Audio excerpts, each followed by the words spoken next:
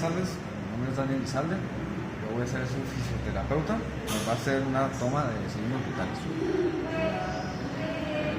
Voy a comenzar por haciéndole un chequeo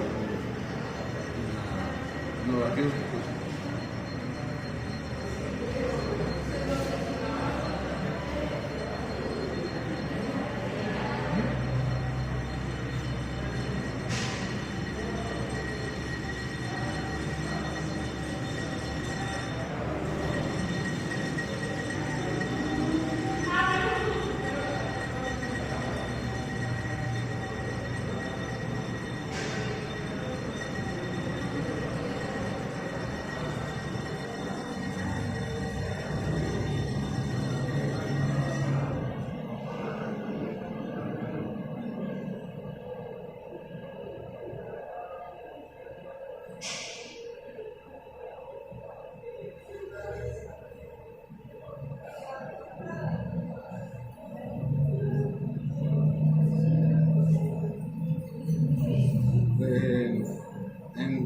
En latidos por minuto fueron 52.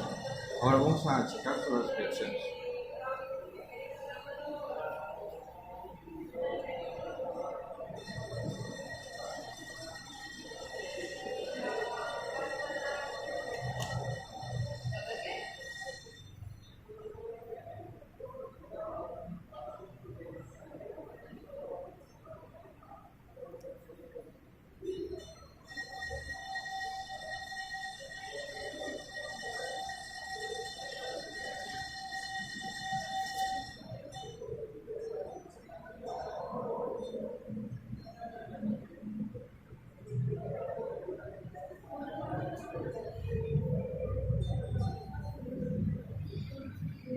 En respiraciones son 32 por minuto. Vamos a ver el nivel de oxigenación. Por favor.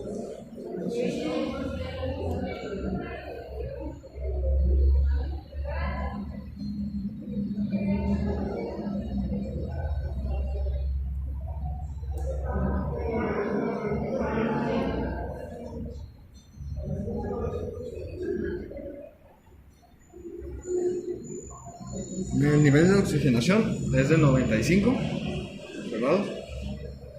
Y vamos ahora a escuchar respiraciones en nivel punta, media y inferior de la espalda.